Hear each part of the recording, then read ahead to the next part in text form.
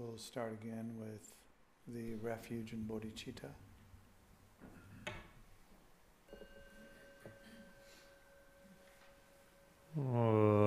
Until the summit of enlightenment is reached, I and all beings go for refuge, sources of true refuge. I will now practice the absorption of calm abiding in order to release all beings from their particular suffering and establish them in lasting peace and happiness. Until the summit of enlightenment is reached, I and all beings go for refuge to the sources of true refuge. I will now practice the absorption of calm abiding in order to release all beings from their particular suffering and establish them in lasting peace and happiness. Until the summit of enlightenment is reached, I and all beings go for refuge to the sources of true refuge. I will now practice the absorption of calm abiding in order to release all beings from their particular suffering and establish them in lasting peace and happiness.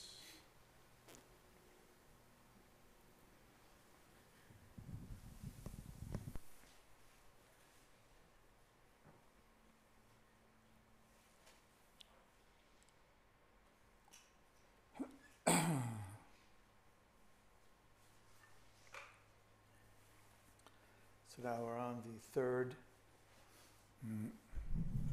Hello. So now we're on the third thought that turns the mind.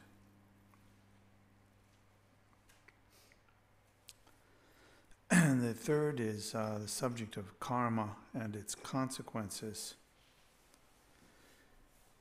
which could be stated as actions and their consequences. And in that case, actions would include anything that we do with our bodies, our speech, or our mind. That's kind of the traditional formula.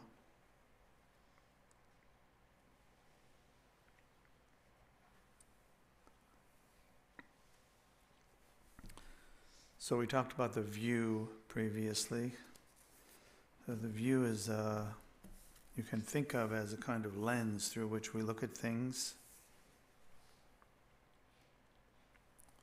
Sometimes we make the mistake of thinking that the view itself is the truth, that somehow we're postulating that the view is the truth. So just as a way of looking through these things, the view is not here considered the truth. It might be the truth, but the view is more a lens through which we look at something, and part of the means by which we explore. So Sokni Rinpoche says, a little quote, "It is wise for us to contemplate that the quality of our life is fully determined by the quality of our behavior." So, in advance of the rest of the paragraph, a little explanation of that. We note that it does not say past behavior and it does not say future behavior. So tuck that away in a corner of your mind. Our thoughts, feelings, speech, and actions, virtuous and non-virtuous, create the intricate patterns of our life experience. And that's fairly straightforward. We ourselves create the causes for our own happiness or our own suffering. When we understand the unwholesome, non-virtuous actions that cause suffering, we can eliminate those causes. When we understand the wholesome, virtuous actions which bring happiness and benefit to ourselves and others, we can cultivate those causes. We must begin by acknowledging that our situation in life is the result of our own actions. So often we say, and the Buddha is quoted as saying, short of being enlightened, there is no way to actually understand karma. So we have to see that this is not a contradiction here. We're not saying that we understand karma. We're saying that we have the means by which to influence our own experiences, our happiness, our suffering, our ability to help others and help ourselves. It doesn't mean that we understand fully all of the mechanisms, because karma clearly doesn't have a beginning and it doesn't have an end. So things done in past lives, for example, it's a nice break, isn't it? Really. Things done in the past will influence our current experiences and influence what we do and say in the present. And those things that are again influenced, what we do and say, then influence the future. And we never say, important to notice, that there's a boundary around this from our birth to our death, because that's not meant to be there.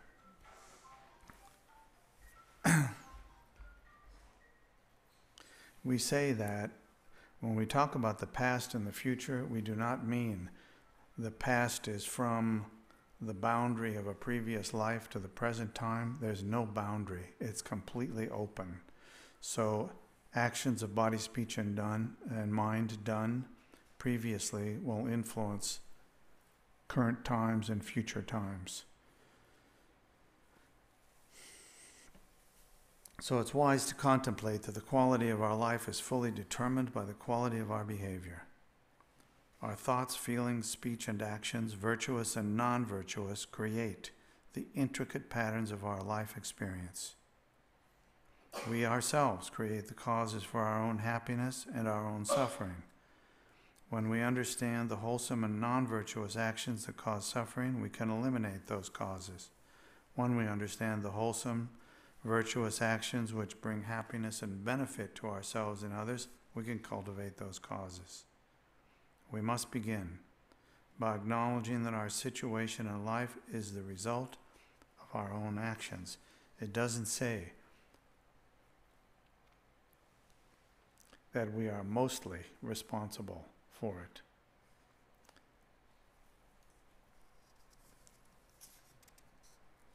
So then he says, let's focus on karma. Karma is such a big part of the Buddhist tradition, whether we're talking about current traditions or older traditions. Karma is a big part of it. So he says, let's focus on karma, the natural, unequivocal relationship between cause and effect.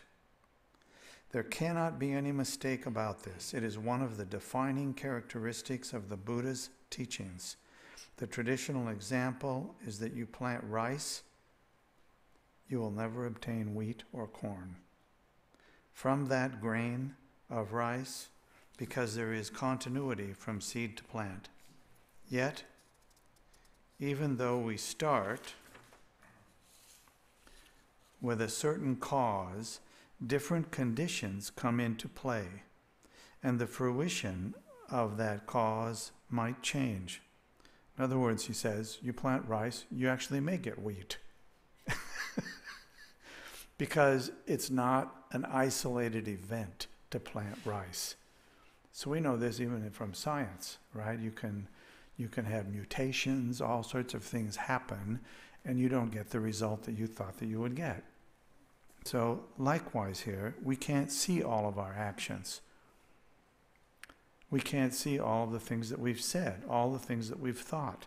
So we can't predict precisely. Therefore, to be disappointed that we were good and we had a negative result is just normal. It's not actually particularly unique, nor does it reflect something wrong with the idea that actions and results produce certain causes and conditions.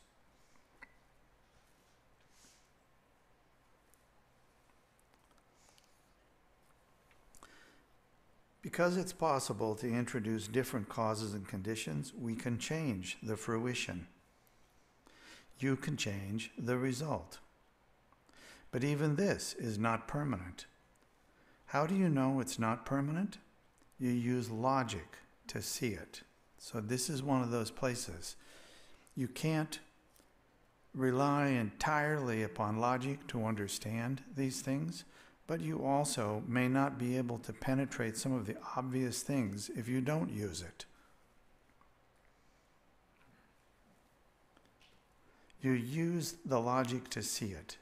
If karma is dependent on causes and conditions, then it has no intrinsic existence. That may not be obvious. Bring it up this afternoon if it's not. If it were not dependent, everything in the world would be fixed in the first instant and nothing would ever change. The same is true of kleshas, that is to say, our conflicted emotional states.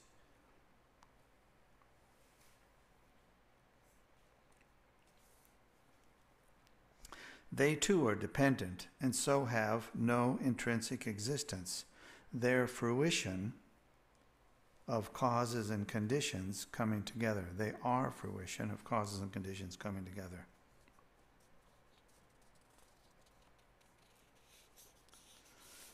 So when we bring our awareness to these factors, place our attention on them, meditate upon them, contemplate them, we are looking at opening a door into something that ordinarily we may not pay much attention to.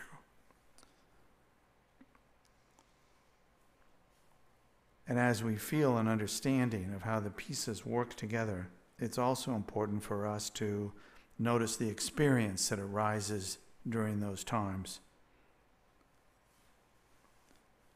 And even just as we say our meditation today is the practice of shamatha or calm abiding, when we see experiences arising by virtue of our contemplation, it's very helpful to practice putting our awareness on that experience. Treat the experience as the object of our meditation.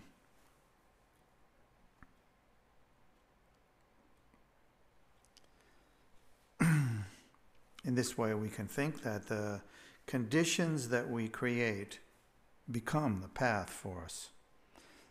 The main objective of the path is to eliminate the cause of suffering. You really can delete past karma. Now, isn't that weird? You really can delete past karma, he says. If this was anyone of less stature, I would find that difficult. I'm saying that, he's not saying that. We can come back to that.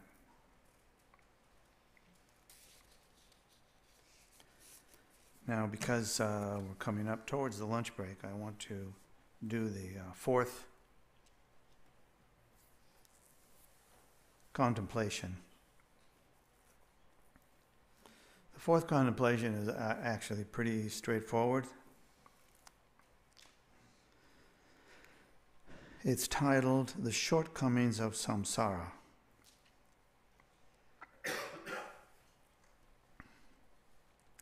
I say it's straightforward because it's so kind of straightforward to understand, but extremely difficult to work with.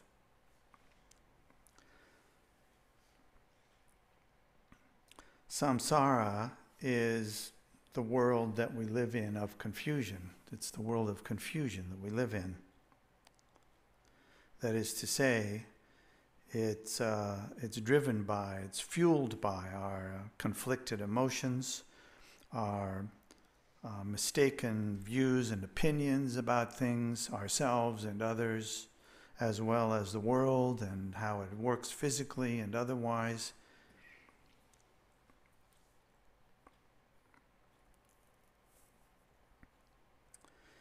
We can see all of that in our meditation practice by just looking at it and by bringing a reason to bear on it. The problem isn't that we can't see this. The problem is that we want to fix it. And it's not fixable. As somebody once said, I think accurately, if it's broken, it's working.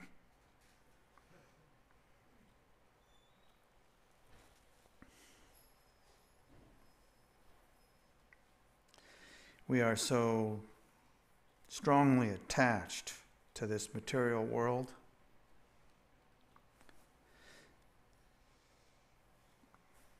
that even when we see that our attachment to the aspects of this confusion in this world, we are still strung along by it. We can't seem to get out of it. So he says, a very large obstacle to success on the path of liberation is our attachment to samsara, the attachment to the world of confusion. You would think that once you saw that, you would drop your attachment. Kind of like every time you eat a certain food, you get sick. At a certain point, you'd think, I don't eat that food anymore. But actually, the evidence appears to be not quite that clear. So this, in many ways, is like that. Because we are also strongly attached to this material world, we need to examine with great care whether worldly activities will benefit us in the long run or not. For example, most of us desire possessions, pleasure, comfort, and we also want love and acceptance from others. We work hard to obtain these things, going through much discomfort and even suffering to get them. Ultimately, we will find that clinging to this world as the source of our safety, happiness, and satisfaction is fruitless and futile. So it's important to point out there, no statement made about the possibility of being happy and cared for and caring for others and all of that. It's more that the method itself by which we think we can get those things is faulty.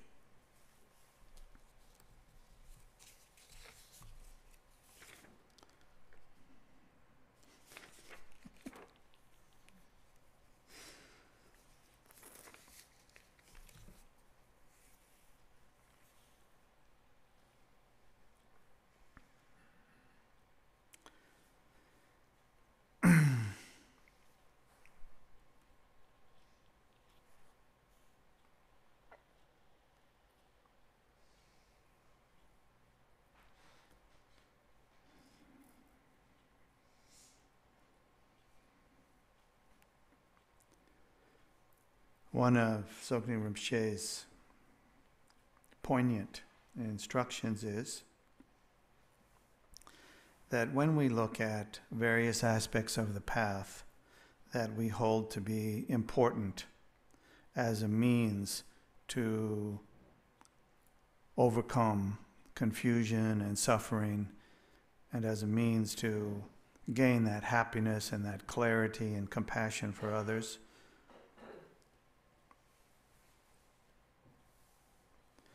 we tend to fall into a trap where we try to practice those things and then they don't work. And then people don't love us. And then we find out that actually we don't love them either. And all sorts of things come about because of that. And so he makes the clear statement I don't think I have it written down here, but he speaks of the instructions within all of the texts and the instructions we get from our teachers to fabricate our experience, to intentionally fabricate our experience. Like there's somebody we know and we want to feel compassion for them, and we just find it like not possible. Somehow it doesn't work. We can't do it. So his instruction is fabricate. Fabricate the compassion over and over and over again. And at some point, it self-fabricates. And we all know that from our own experience. You hold a certain opinion about someone, and you nurture it and nurture it and nurture it, and finally you don't have to hold it. Now it has you. So in that way, then, one of the kind of humorous ways we think of this is you fake it till you make it. You just keep trying to hold the view and to see things through that view, especially since the views, primarily, when we look at them, we wish they were true. It's easy to hope that they were true. They become true by virtue of our embodying them. And so as we embody them and as we work on it, we have experiences. And now we're back to the place where the experience is the key. We keep coming back to that. Whatever the experience is in our practice and in our understanding, it's important for us to be able to see that. And we see that by placing our awareness upon that experience and resting there with it.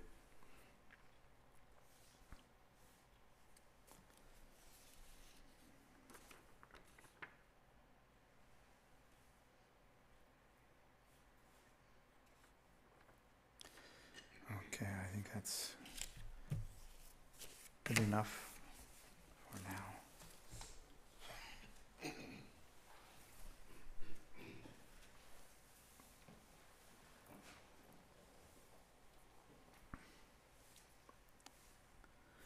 Contemplation in its fundamental meaning includes using our intelligence, our conceptual minds, to understand how things fit together. As we understand how things fit together, it's also important to be able to recognize our experience as it unfolds, so that our intellect, our conceptual understanding, blends with our experience.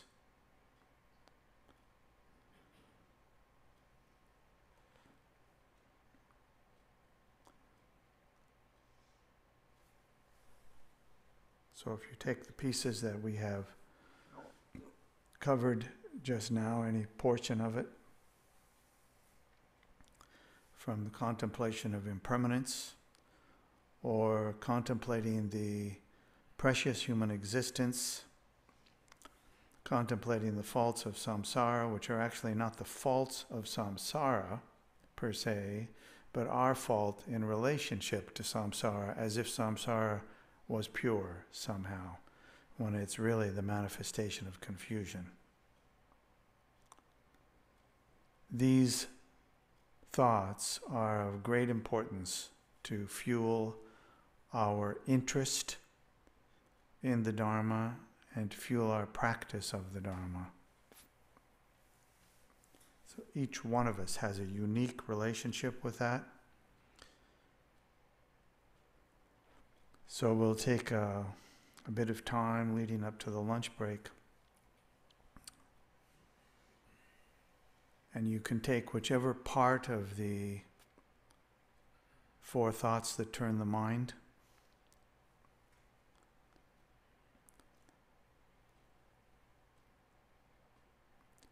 Look at those things through your conceptual understanding. If the conceptual understanding fails, then look at that experience. And if the conceptual understanding seems clear, look at that experience, place your awareness on it.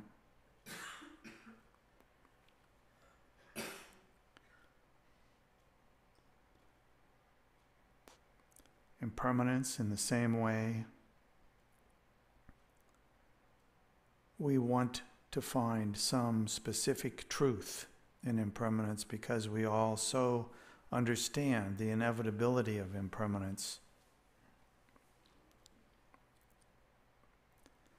But it's better to rest our awareness on, while it's inevitable, it's also utterly uncertain.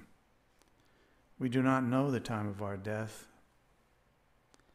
Even when we're very sick, we do not know the precise time of our death. We do not know whether we'll be well tomorrow, sane tomorrow, healthy, sick. So having a sense of the view again, embracing the uncertainty of impermanence,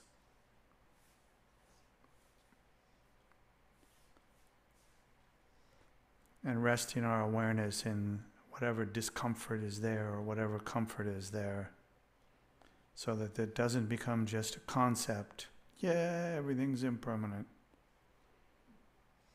We need to feel it. Feel it and rest with it. Feel it and rest with it. So we'll take the remainder of our time now to practice with any of these four that you wish.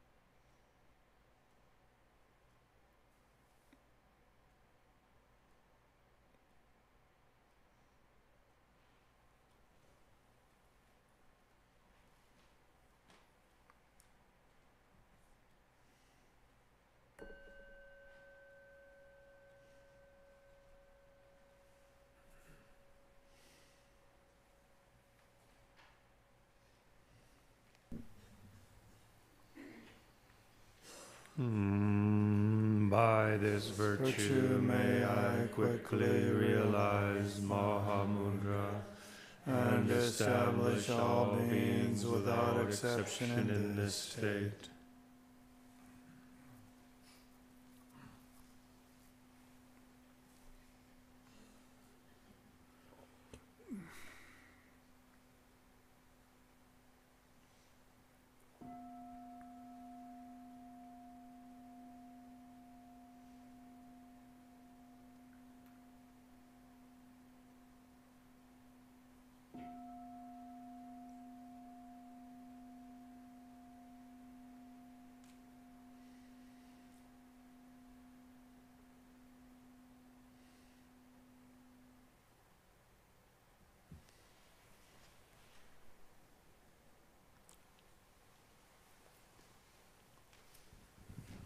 So our lunch break goes until 1:30.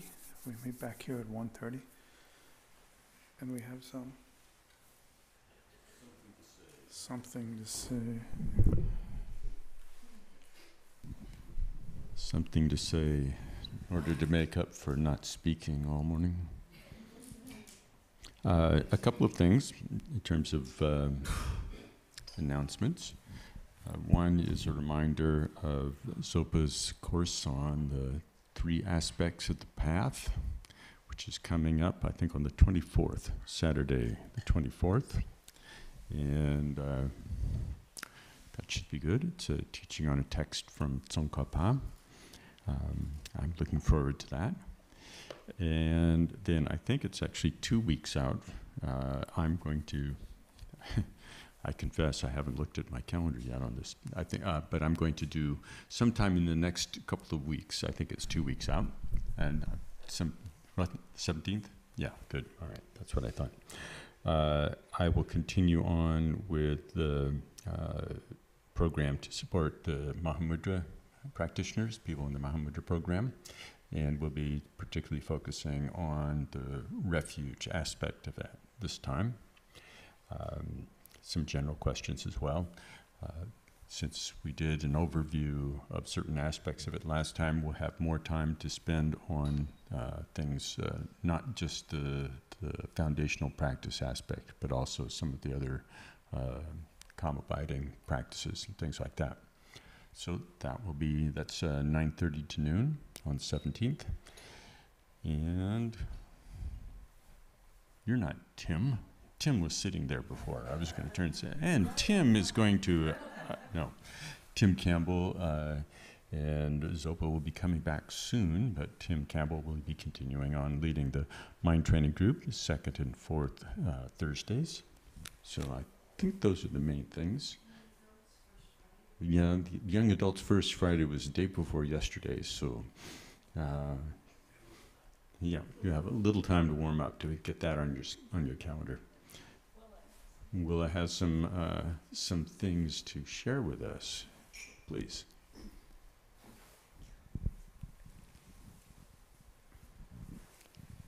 Jeff and his crew were saying that they wanted to leave the laying of the carpet downstairs until the very last or close to the last. And next week is carpet. So to help with that, if we had the idea of moving some things out of the way today, but it's not quite ready. So if you have time tomorrow afternoon to come and help move some boxes and some shelves, that would be much appreciated. Also, the children's program will be starting in April, and to prepare for that, there are a number of things to do with the children's program, and you can contact Mary Woods about that.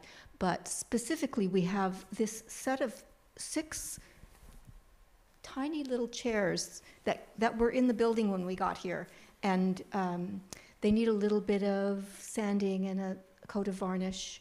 And if somebody's available to do that on your own schedule, that would be great.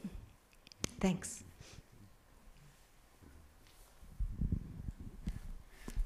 The chairs were actually all piled up in the tower. And one of the things that's a true miracle is that underneath that pile of chairs was that glass globe. That was from the original lighting in the building. It's little brother or sister is in the top of the stairway,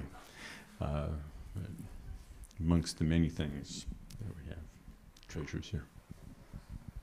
And I think we're brown bag today. So if you're casting an eye looking for the potluck.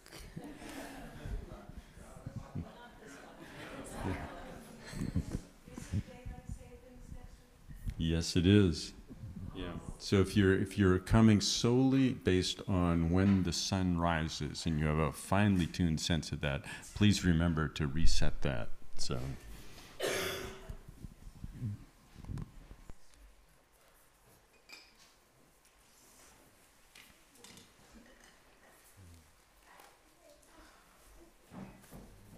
Did you see this one? I went to work Thursday, Friday. Yeah, and we both got flu shots, but it didn't matter.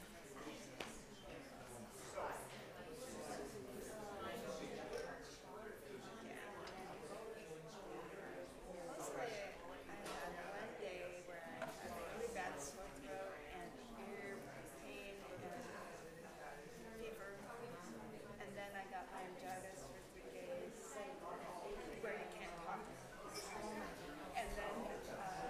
And then I started coughing. So I'm still coughing a little bit, but not as bad as I was.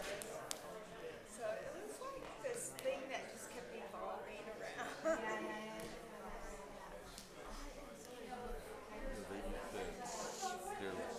That's right. Because that was my last day off of work, and I was just like, I couldn't something anyway, because I was starting coughing. So I just like, I want to come this week, because my daughter asked me if I could take her to the 80 car. So I don't know. Audio. I gotta send out a I have some one on my computer that I Wednesday this time.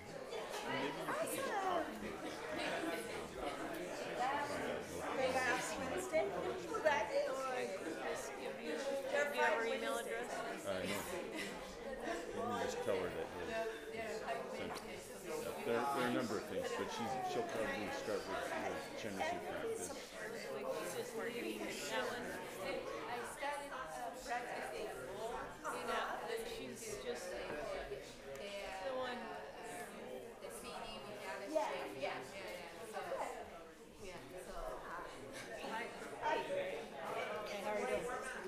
And I think Good to see you too. Hello, Miriam. Hi. How are you?